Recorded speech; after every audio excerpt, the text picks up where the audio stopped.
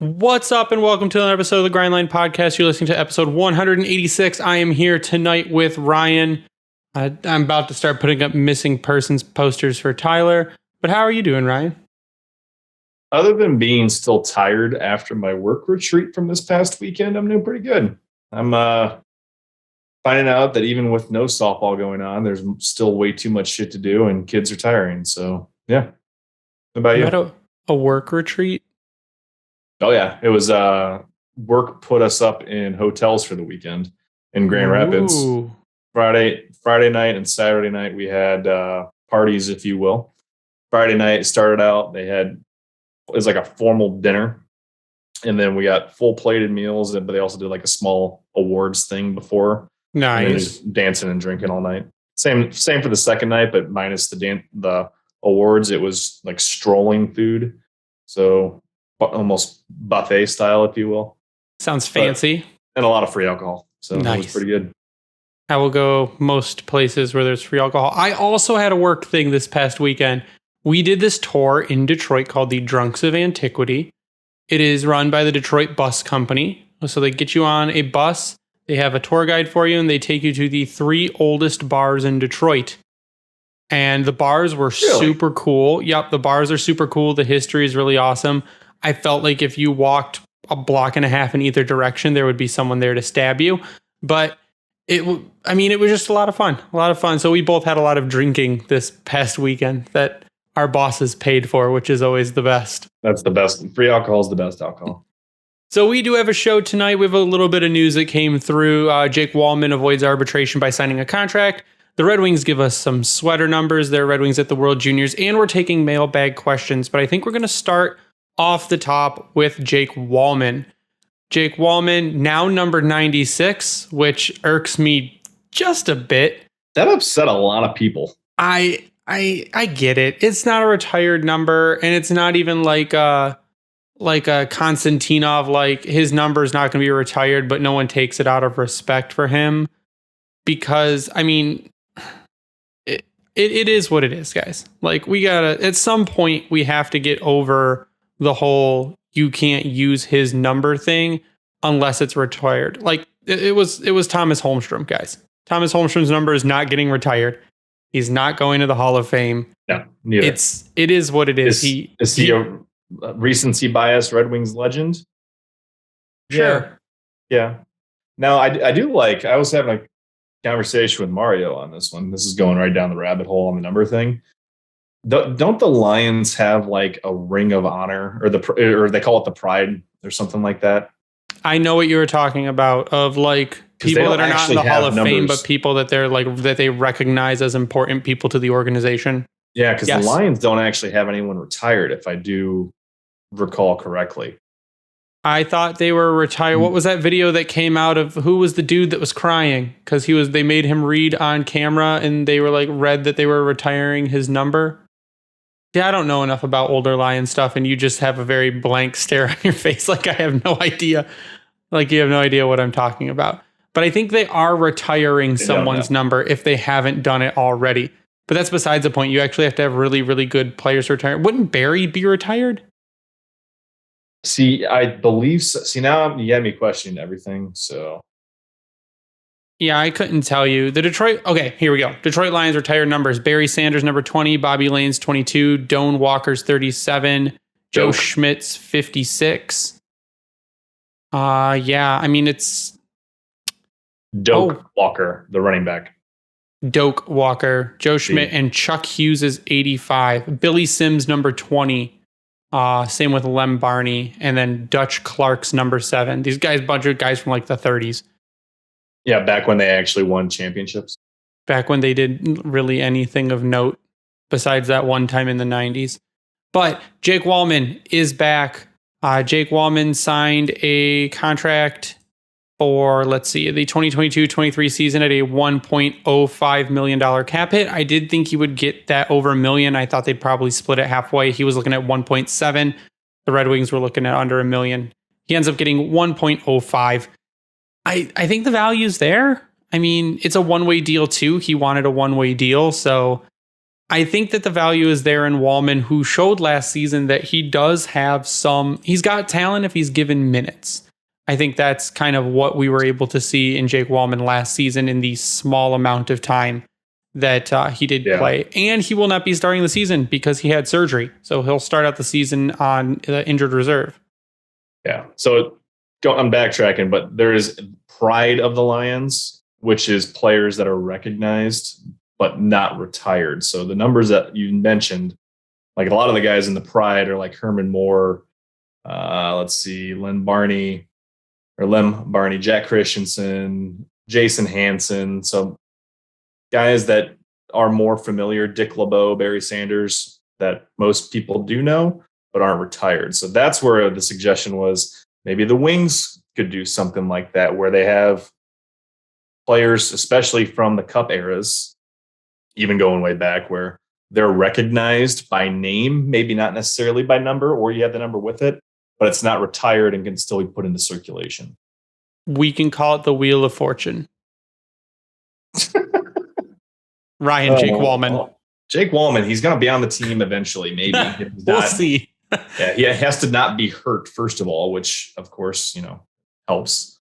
It's going to be weird, too, seeing a 96 on defense. Is there a guy that high number that you can think of as a defenseman? That high? No. Nope. Like anywhere, not just Detroit. Off the top of my head, no. Defenseman, I like low number defenseman, right? People like low number defenseman. We even got that tweet too. Single digit defenseman people like. Yeah. So, yeah, I think 96 is kind of weird for a defenseman. Maybe he just did it because it's the reverse of 69 and he thought it'd be funny. But like you said, he'll be on the team at some point, maybe. And I think there's a couple factors that go into that. And one is, does someone like an Edvinsson come in and just own it? Mm-hmm. How does Robert Haig play starting the season? That's where we have the biggest questions. And that's actually one of the mailbag questions too, is about defenses. That's where we have some of the biggest questions right now, because we've got a lot of bodies and not a lot of space. So it depends on what happens going in and how long he takes to recover. I mean, right now you've got Ben Sherratt, Philip Hronik, Oli Mata, Jordan Osterley, Jake Walman, Mo Seider, Gustav Lindstrom, Mark Pysyk, Steven Kampfer, and you've got Haig. Mark Pysyk is injured. So there's bodies and there's not a lot of room, because I didn't even mention Edvinsson in that list. You've got a Donovan Sabrango, who's has been called one of the best defensemen, if not the best defenseman in the World Juniors so far right now. Not that he's scoring a ton, but he is the most defensively responsible guy there right now. You've got an Albert Johansson. You've got, Emil Viro's coming over to Grand Rapids. You've got a Jared McIsaac. There's names and, not, like I said, not a lot of spaces. So Walman signs his contract and hopes that he will play next season. Yeah, good luck. I mean, some of the names you mentioned, I think next year is where we really start talking about them, not including guys that have been in the NHL, but the younger guys such as Sabrango and Johansson, Edvinsson. I mean, we'll talk about this one here in a little bit as a toss up at this point, but I think that's fair because of what we've seen everywhere else but here.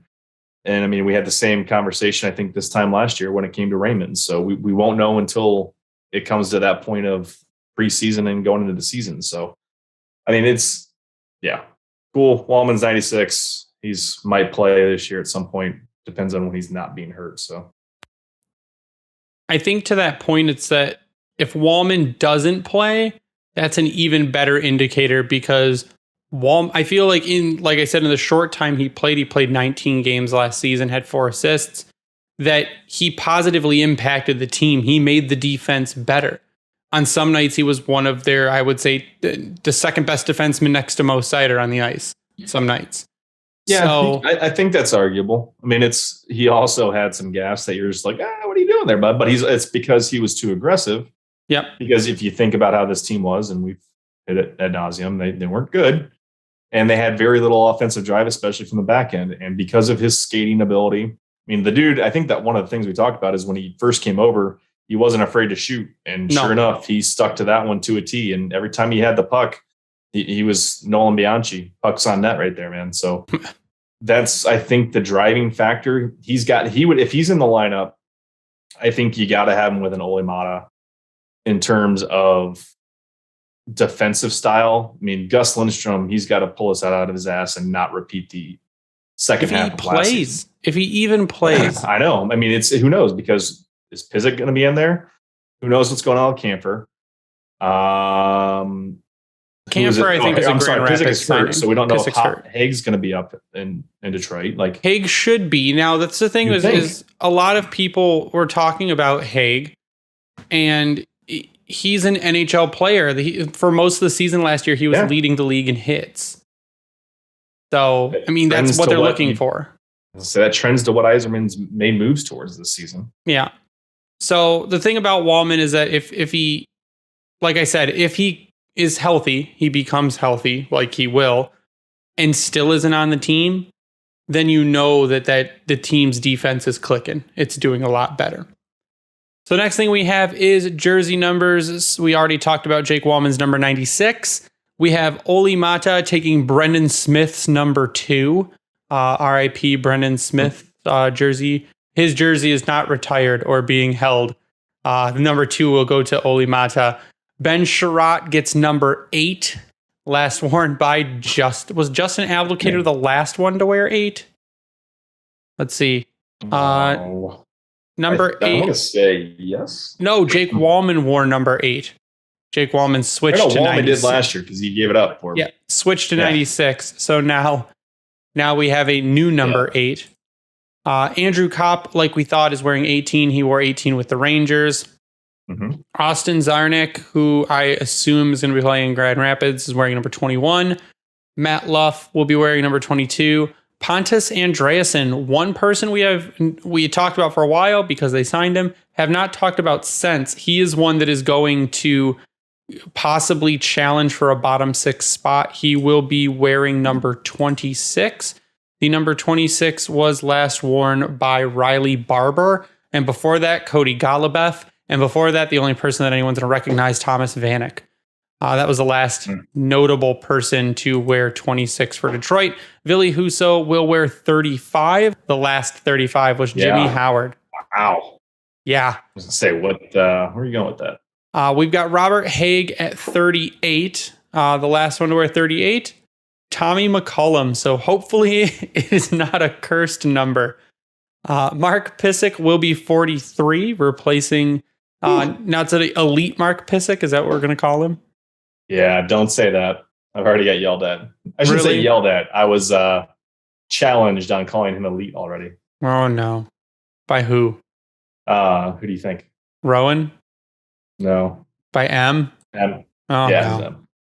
Well, I put it in. I had to call it out immediately. It was more the fishing line throw out there. You were stirring the pot is what you were doing. All right, we have UC Okanora, who is taking number 45. 45 was last worn by Magnus Hellberg and then Jonathan Bernier right before that. So these are goalie numbers generally. Steven Camper with number 54, last worn by Bobby Ryan. We've got David Perron, DP 57, as he is known, wearing number 57. Number 57 was last worn by Turner Elson, and then Mitch Callahan before that. Mitch Callahan. We've got Dominic Kubalik, who is wearing number 81, last worn by Franz Nielsen and Marian Hossa. And then, like we had said, Jake Walman is wearing number 96. So we don't have any new numbers.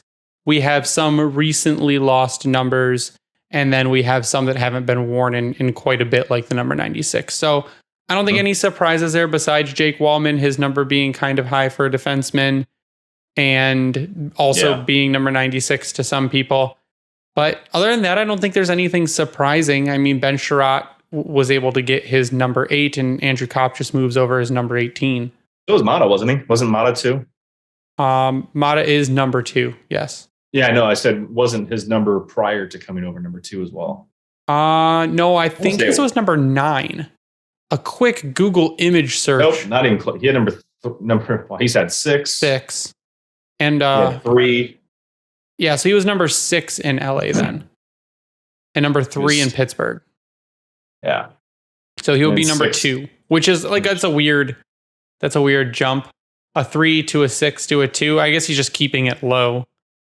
Yeah, I don't blame him for that one. But those are your jersey numbers. We've been waiting a while to get jersey numbers. We've been asking them over and over again. And then we finally get them. Didn't go either of those. With 3 or 6? Yeah. I mean, he could have. 6 is a pseudo-retired number. That's kind of one where they don't let people use it. That's Cummy Burton's number. Yeah. Number 3, the last player to wear number 3 was Alex Biega. He totally could have taken number 3 if he wanted to go back to that. So there's got to be some reason that he took number 2. I wonder if there's a Red Wings player that he had liked that wore number 2. You got Fetisov, you got Ulf Samuelsson wore number 2. Totally Hatcher. Probably not. I'm gonna go ahead with probably not. No. There's like 85% chance that's not the reason. Came over how excited we all were, and then he got hurt and pretty much died and never played. I remember seeing someone at LCA in a Darian Hatcher jersey, which I find a bit odd. Good for them. They must have got it on the cheap. So next we have prospects at the World Juniors. Team USA doing well. Carter Mazur, 4 goals, 2 assists, 6 points, and a +5. Red Savage, 2 goals, 1 assist, 3 points, and a +5. Red Savage is the one that has been, I think, kind of impressive for what he was expected to do. He was expected to come in and be a bottom 6 guy, kind of just go out there and be a dude to kind of lock it down, not create much of a defensive disturbance. And he's been able to pitch in, and his goals have been pretty. And he's a dude that I hope makes it as a Red Wing one day, because Red Savage is just a fucking awesome name, and I need it. But Carter Mazur is the guy that a lot of people are watching. He's showing the grit. He is showing some silky smooth hands. He's got that offensive power. People keep getting mad at me because I say he could be the next Tyler Bertuzzi, and then they yell at me because I mentioned Tyler Bertuzzi's name. So why is that very a bad defensive? thing? Very defensive. Or is it just because of all the bullshit? I mentioned what I said was, if you're going to trade Tyler Bertuzzi, you hope that Carter Mazur is the replacement, and he's showing that that's his game. He could do that. He's evolving the offense. And they're like, why are you automatically trading Bertuzzi? I'm like, guys, just calm down. Because he can be replaceable, but that's besides the point. He can be replaced, but it's also like he has a contract coming up. He's had previous contract disputes. He's had a major back injury. He purposefully missed 9 games last season. Like, there's several reasons. Not only his contract, but what's going on with Larkin? So, I don't know. I hope he can. Well, okay. I'm not super worried about it because Yzerman himself said it's going to get done. And he said that now 2 months ago. No, was that his last press conference? Yeah, I mean, I'm going back toward pre-draft. Like, that's where the last real big update came from, is that hoping to have it done soon because he was leading into free agency. I think he said it after the fact, too, in one of his other pressers. No, he has, but I'm just saying it's been a while that he's been saying this, is what I'm getting at. I would hope, and we've got a little under a month until training camp, that maybe you think that it's because he changed agents and that changed the dynamic a little bit. I don't know how hard he's pressing Yzerman right now. I mean, you'd hope he'd get it locked up, and I think Yzerman's pressing. Yeah, how hard Yzerman's pressing. Got it. But I hope he gets it done before training camp. And I mean, I would hope so. If he doesn't, then you hope they get it done before preseason. So it's rough. And like I said, they've got a month before training camp, but I have no doubts that Larkin gets done. I mean, if he doesn't, you're in trouble. Yeah. It's hard because are you in trouble? Because in a way, you think that you're running into Stamkos 2.0, that sure, this is going to drag out. It might seem like it's bad blood almost, or they're that far and I apart, think that's a little bit of a reach. Well, yeah, probably. But that's the speculation that's going to come up because people are impatient and how things are. They're like, well, you guys can talk all the time. Why isn't there something done? So, I mean, because we also haven't heard anything about Zadina. Yeah, that's the other one. Zadina contract needs to happen. And his has to happen, especially before December, for him to even be eligible for the season. Yeah, but I don't think Yzerman's not the guy that's going to wait until the season starts to sign a guy. I would hope not. Like into the season. We're a month away from stuff happening. Yeah. So they can't do anything without a contract. Sure. But I think that if you go order of operations and what you think is going to happen is, I think Larkin happens first, then probably Zadina. I feel like Bertuzzi's going to happen last because he always happens last, if it happens at all. He happens last because they have contract disputes or whatever. And we've already seen him go to ARB. Yep. And I foresee, my guess, if it doesn't happen before the season starts, is that Bertuzzi, he will be cutting it close on next season's free agency period. Yeah. Or I think if Bertuzzi's the one, and again, yell at me all you want for Bertuzzi trade speculation. I don't give a shit anymore. It's out there because of his past, his injuries, his willingness to not agree. And it's just, that's what happens. The people speculate. And he's got some of the best value on the team. Sure. And his value has never been higher. Yep. So I think if Bertuzzi does not get a contract done, that's a trade deadline piece. Absolutely. If a contract is not done, he can go to a contender for a cup run as a rental. And as long as he's doing well and he's not injured again, it's fully possible. So again, yell at me all you want. I don't care because the speculation is there because he hasn't signed a contract yet and previously was a pain in the ass signing contracts. So whatever. Team Canada, Sebastian Cosa, he played one game so far, 91.6 save percentage. Donovan Sabrango, 2 assists, 2 points, and a +5. Cosa looked really good in his game that he played. It was against Latvia, so there's that. But he looked good, and it was a bounce back from people yelling about him in the 3v3 scrimmage tournament at the at like training camp or development camp, and they lit him up for some reason and whatever. Sebastian Cosa is still one of the top goalie prospects in the entire league, and he looked good. Team Czechia, Jan Bednar, 1 win, 1 assist, 85.14 save percentage. Don't like that. That's ugly. Team Finland, Emil Viro is a +1. Team Sweden, Simon Edvinsson, 1 goal, 1 assist, 2 points, and a +1. William Wallander, 1 assist and a +1. Theodor Niederbach, 1 goal, 2 assists, 3 points, and a +2. Simon Edvinsson has been called the best looking player for Team Sweden.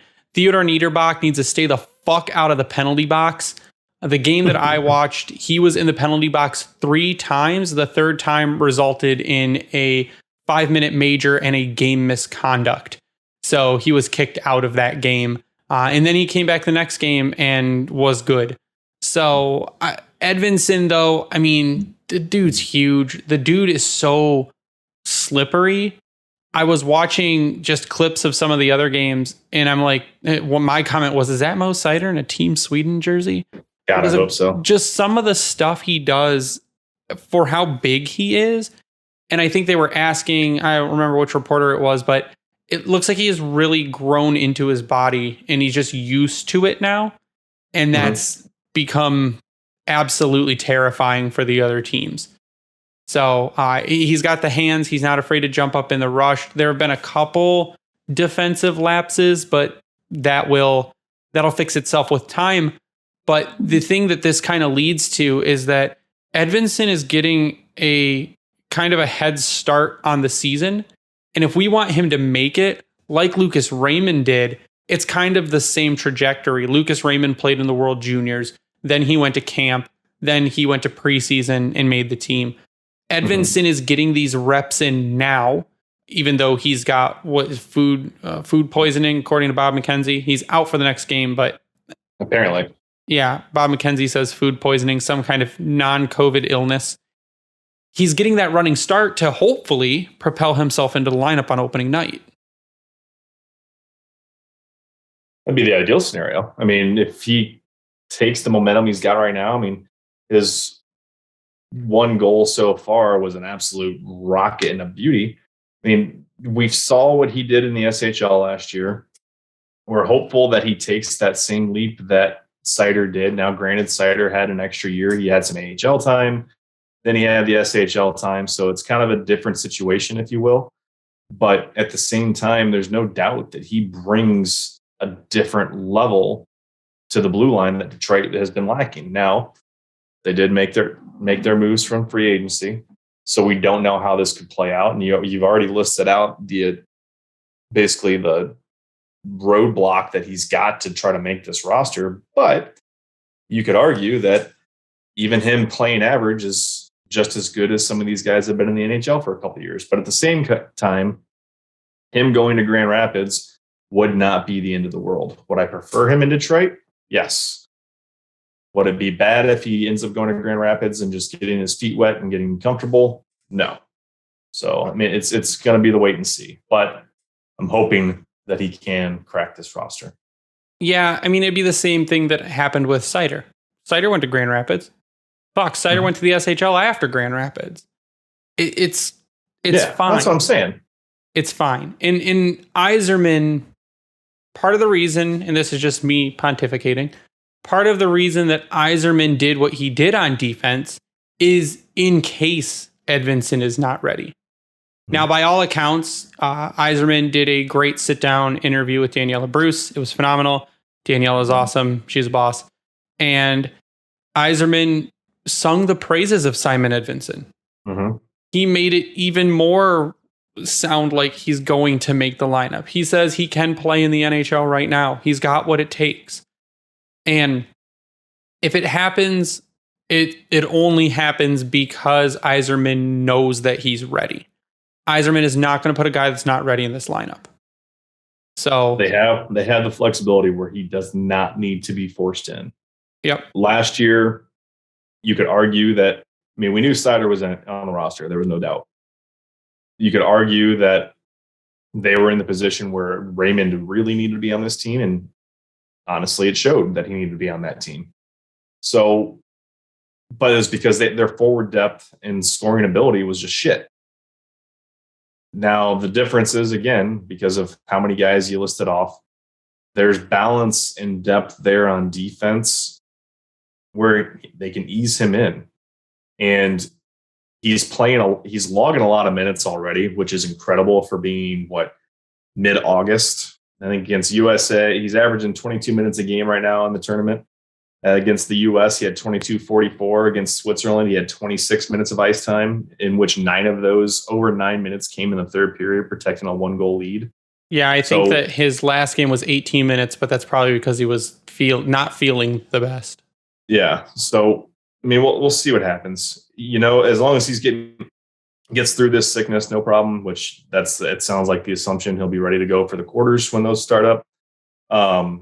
He's going to be in decent hockey shape come training camp. And that's your best case scenario. It's now going to be on him to show that he is where he deserves to be up there with Detroit. I think it's possible, but we'll see. I'm excited. It makes me happy. I mean, one thing I wanted to point out, with Ice Hockey Gifts on Twitter, they did have a quote. There was an interview with Håkan Andersson on a Swedish page, Hockey Sverige. I think we've mentioned it before, but it's behind a paywall, so I couldn't see the whole article. But the one quote was that Håkan Andersson feels that Wallander and Edvinsson have been, quote, okay, but they have, quote, they have more in them. So, yes, they're playing well, but they could be playing better. And I think for as well as they've been playing already to this point, as you kind of pointed out, it's not a bad thing. Sweden has only lost one game in this World Juniors so far. That was against Team USA, who are playing out of their minds, who are undefeated currently. The next game is that Sweden plays is against Latvia tomorrow on the 17th, and USA plays Czechia tomorrow on the 17th. So we could now Canada is an unstoppable force because Connor Bedard is absolutely fucking insane. It's not even fair. Yeah, no, he's like Wayne Gretzky against the South Park cows out there, which is what it looks like. But it'll be really interesting to see what happens. I mean, for sure, I think the top 3 medals are going to be Sweden, USA, and Canada, most likely. Mm-hmm. So it'll be really interesting to see how it goes towards the end there. But the Red Wings prospects are doing very well, as we hoped they would be. And I think Carter Mazur is proving that, I mean, he's a guy, he's a prospect. He's going to make the team one day. And that hopefully he becomes a top 6 guy because you took him, I mean, rather high. And hopefully he plays out to that level. Like that's what happened with Bertuzzi. We took him where we took him. I don't think anyone thought he was going to do what he has done for where he was drafted and what was expected of him. I think that Carter Mazur can kind of do the same thing. He looks like he has the tool set to do the same kind of thing. Right? Yeah, totally. Good. We're going to move on to our listener mailbag. We've got all these questions from Twitter. We're going to start with Major Nelson at Major Nelson 16. Do you expect Carter Mazur to be on the Red Wings after DU finishes its season? And if so, should we be getting ready to move Veleno or Suter at the deadline? No, I do not. I actually think Mazur is one that they probably let wrap up all of college. I don't think he's going to be like a 2 and done. If he's done, I think he'll go to the AHL. You can leave college and go to the AHL, can't you? If you sign, you're done. There's all these weird fucky rules. Yeah. Now, I don't know if that's changed at all though with all the nil stuff. Yeah. Well, if he leaves, I don't think he's jumping right to Detroit. And no, I think he would be in Grand Rapids. I don't think they're moving Veleno at all. Suter, I think, could be moved before the start of the season. Honestly. Suter could be moved. Room for whoever. It depends. I mean, there could still be trades that happen between now because people still need to make room. The Islanders still haven't signed Kadri, which was supposed to happen last week. So, I mean, I think Suter could be moved because, again, you're getting a logjam at forward.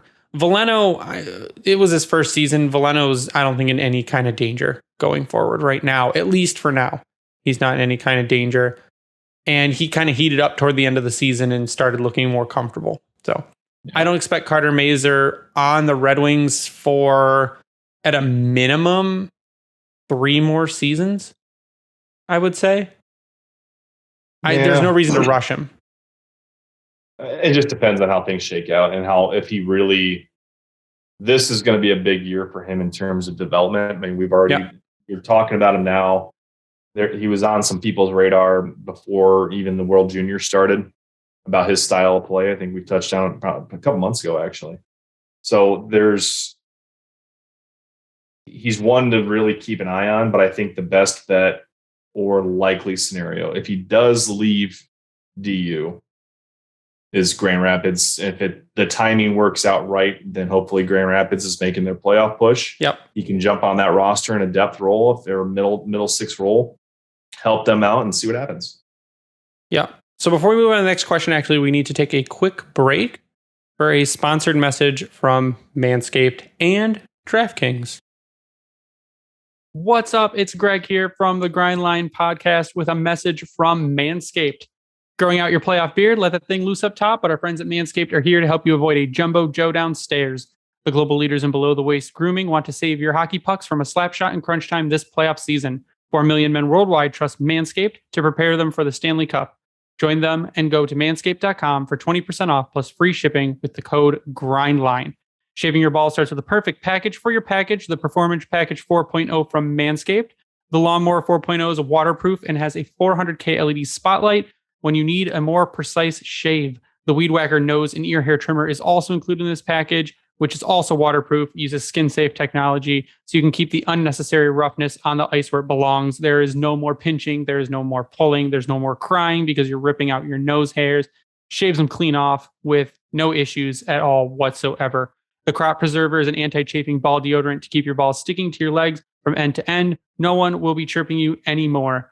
The Crop Reviver is a spray-on toner for your balls. It's made with soothing aloe and witch hazel extracts that will give your balls a boost.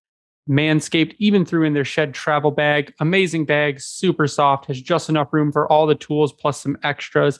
It's not too big. My problem is generally that the bags are too small and cannot fit everything, so I end up throwing extra stuff in a backpack. This bag is just the right size. The boys will be buzzing this Stanley Cup lineup from Manscaped. Get 20% off plus free shipping with the code GRINDLINE at manscaped.com. That's 20% off plus free shipping with the promo code GRINDLINE at manscaped.com. Don't be a goon fighting your bush with the wrong trimmer. Choose the right tools for the job this playoff season with Manscaped. Hey guys, this is Greg with the Grindline Podcast, and I'm here to talk to you about DraftKings. With mobile betting now live in Michigan, it has never been easier to get in on the action and make those games mean just a little bit more. All you have to do is set your lineup, sit back, and watch your games. It's that simple. DraftKings has paid out over $7 billion, that's billion with a B, to users across all sports. So work on filling that wallet today with DraftKings. Download the DraftKings app and sign up using code THPN. New users will get a free entry with their first deposit. That's code THPN to get a free entry with your first deposit. Only at DraftKings. Minimum $5 deposit required. Eligibility restrictions apply. See DraftKings.com for details. And we're back. Our next question is from Brendan Sanders at Ketzel, A not EYNON, at Ketzel Enon on Twitter. A lot of people are seeing us as still on the outside looking in. What else do we possibly need to be a contender? I'm going to say that I can't answer that until we see what we have can do. Because this team is going to have so many new parts that we really need to see how these new parts work together to see which pieces of the puzzle aren't fitting. I still think we need to solidify. Our top six is, for all intents and purposes, great right now. I think there is still some bottom six pieces that are going to have to move around.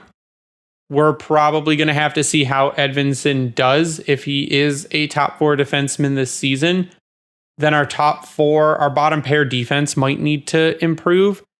I just think there are so many moving parts. How are Ned and Husso as a tandem? That's going to be another big question. How's the defense in front of them? Exactly. So I think there are so many moving parts that I can't really say right now what else we need to be a contender. I know our third and fourth line center positions really need to grab their job by the balls this season. And just like, if you're going to put Rasmussen there and on 3C, he's got to be that guy. If Joe Veleno's going to play 3C or Suter's going to play 3C, they've got to be that guy. Because we've got Larkin, we got our 2C, our wingers seem set. It's just, I need to see how the chemistry works and coaching, what Lalonde's system it even is, before I can tell you what we need to do to be a contender. I still hold that there's a possibility that with what we have now, if it can all come together rather quickly, that we could be pushing toward a wild card spot this season. I'm not going to say we're going to make it, but I think it's more of a possibility now than we would have even thought. Yeah. The first big thing for me is that Detroit needs to not be bottom 7 for goals for and number 2 in goals allowed. Those you need to get those things balanced out before anything of note is going to happen for this team. And a lot of that's going to come down to what they can do on special teams, because their power play and PK was absolutely terrible. You hope that the additions they made can right a lot of those wrongs that they've had. I mean, to me, they're still an elite player on defense and offense away from making some noise. Now, what type of step does Raymond and Seider make? Does Edvinsson come in and make this team better? Does Philip Zadina finally wake the fuck up and do something crazy? Does Larkin get better than 1 point per game? Is Verona healthy for a whole season? There's a lot of weird little things on this team, like you mentioned, where with what they've added can really boost them, but by how much? I mean, I think what were we talking about? Like their best case scenario could potentially be 94-ish points. Best case scenario is 101. Yeah, well, that's like best case scenario. Yeah, so ideal roster, anywhere from 90 to 100 points. that may still not be good enough. So now, granted, that doesn't take into account that some of those top teams, as we've talked about before, could have additional losses in there. So their point total is going to drop.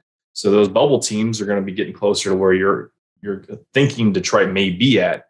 But does that put them over the top? No, not necessarily. What do they need? I don't know. They need to be better.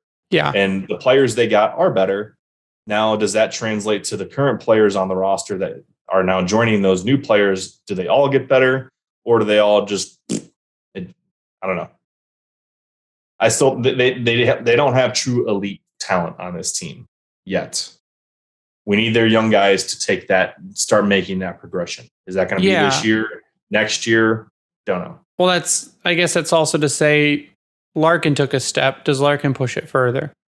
Yeah. Does Vrana go on a tear and score 40 goals?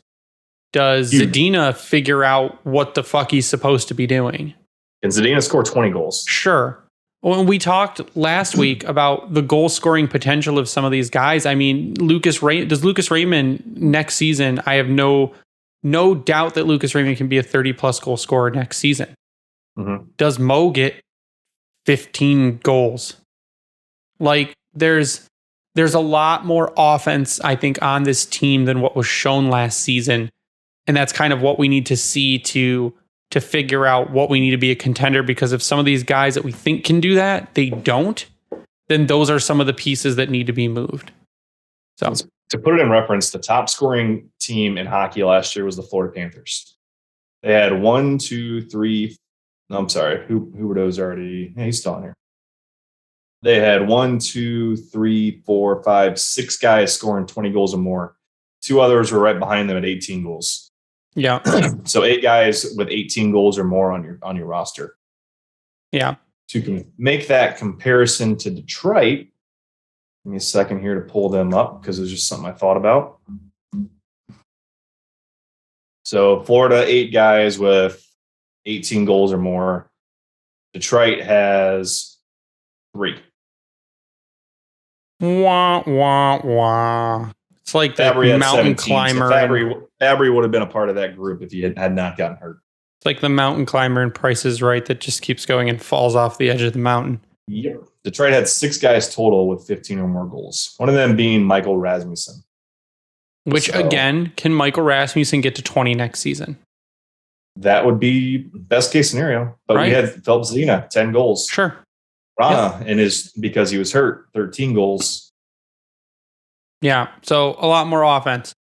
From Cameron Nagel, and we kind of already answered this question at CNagel91, is Edvinsson really ready to step up into the NHL this year?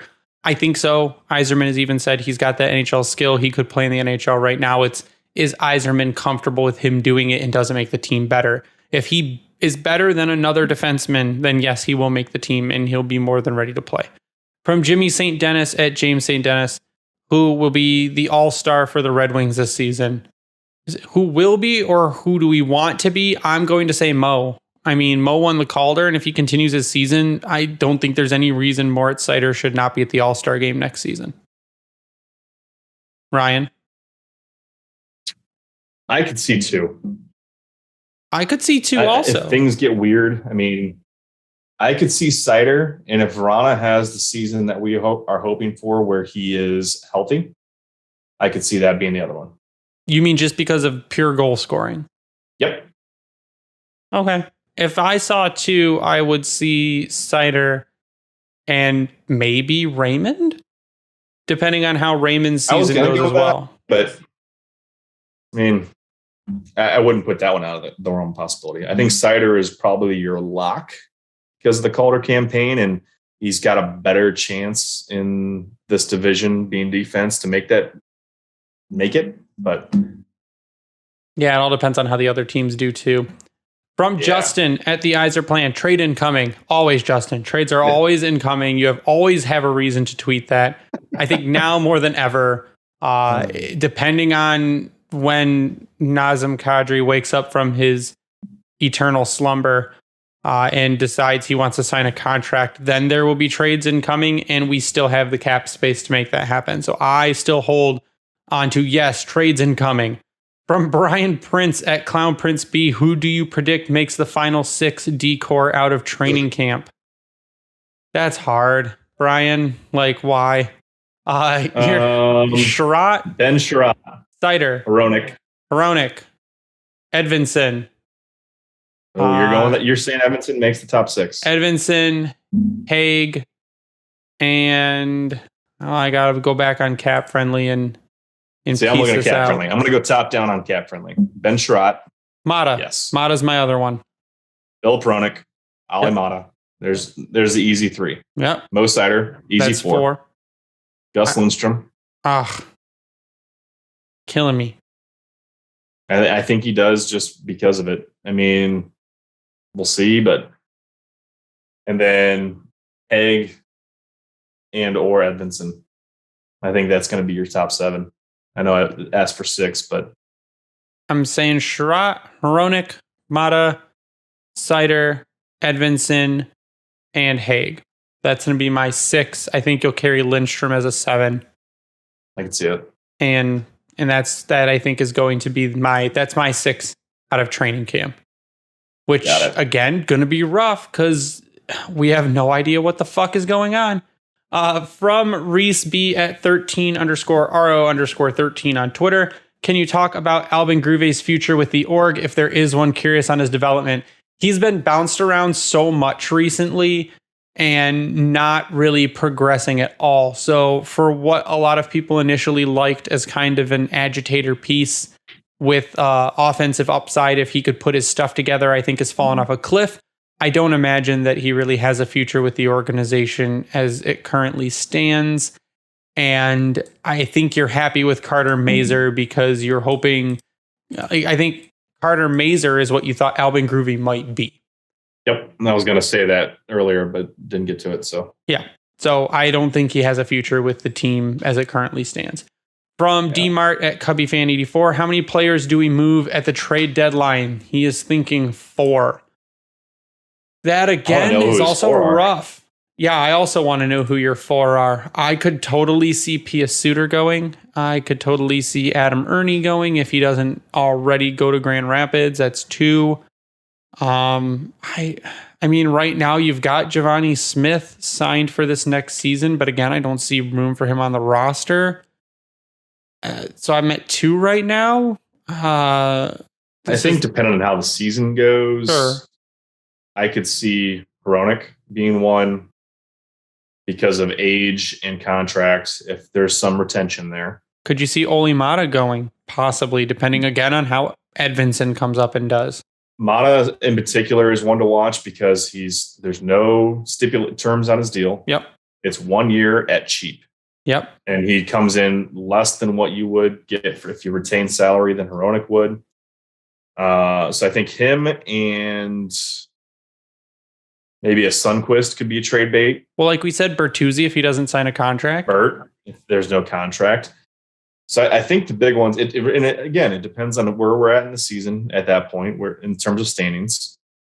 So there's several guys that you look at their 1 year deal, like Bert, Suter, Sundqvist. I'm looking through the list. Maybe Giovanni Smith, if he's not gone by that point. I don't think he will be, but it's possible. And then you go on the defensive side, you got Hronik. And granted, he's 2 years, but he's still young. And he's restricted with arbitration at the end of his deal.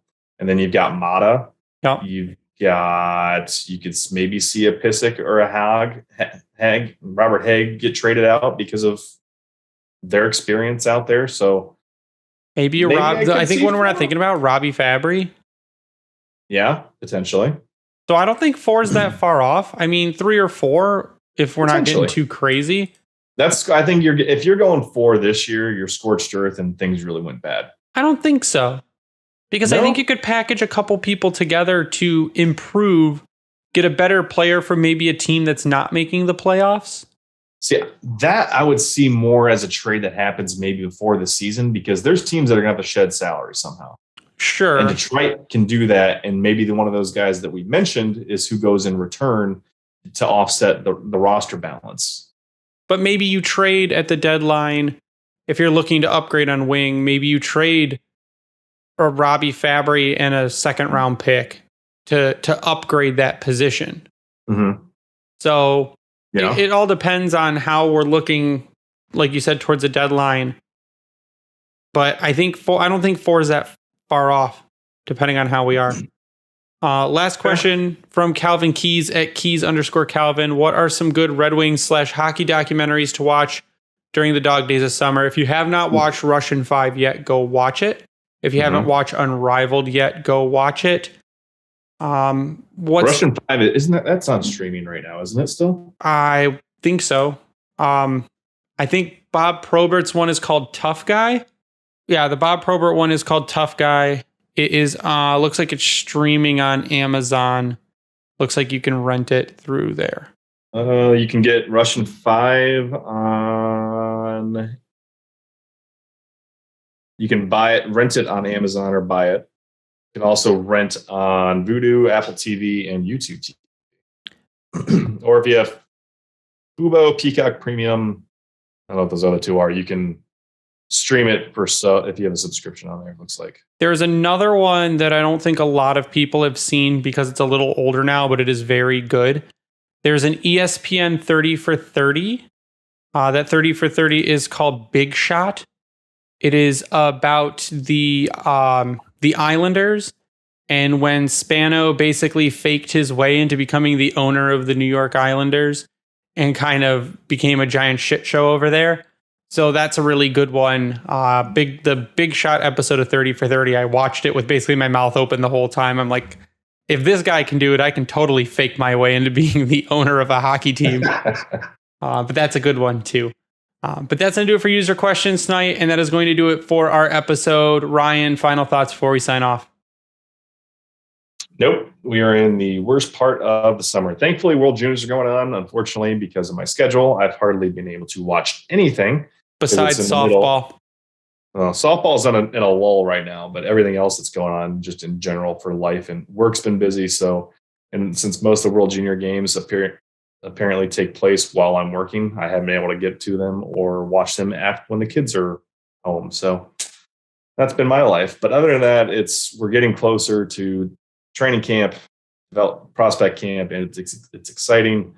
I know the Wings tweeted their stuff out. Brandon's been talking about it, how he's getting ready to go up there for his yearly trek. So one of these years I'll finally make it up, but it is not this one. I'm going to see if I can get my daughter out of school for a couple days to go. That'd be awesome. But yeah, that's all I got. Artie Ryan 33. My final thoughts are congratulations to all the people that won the books. They are going out on Friday. You will receive your book sometime shortly after that. We will be doing another contest soon. I will be getting some more designs up on the shop. If you could go, I posted and I pinned it to our page, but it'll be also one of the top ones once I pin this episode.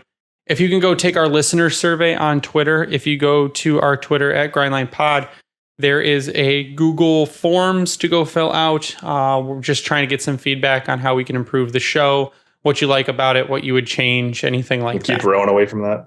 Yeah, I can just hit delete on his answer. So go on and take that. If you could also drop us reviews on your preferred podcast platform of choice, that would be great. Go give us a 5-star rating. Tell us how much you love us and subscribe to us on YouTube. So go to YouTube, search the Grindline Podcast. We are up there. Go sub to us. The more subs, the better. We can form a community once we get, I think, to 1,000 subs. We can start taking questions through YouTube too. So go on there and subscribe to us. We like to thank Hockey Podcast Network at HockeyPod on Twitter for hosting us and spreading us around. If you use a promo code GRINDLINE at Bring Hockey Back, you'll get 12%. If you use that promo code at Manscaped, you'll get 20% off plus free shipping. And if you use that promo code at Howie's Hockey Tape, you will save 10%. We also like to give a shout out to our merch shop, redbubble.com. Search the Grindline. You'll find all our stuff there. And Vintage Detroit, which is the only place you should buy your Detroit jerseys or get anything worked on. They are absolutely amazing. And we will have some more stuff happening with them soon. But that is going to do it for us tonight. So for Ryan, I am Greg. You stay classy, Hockey Town.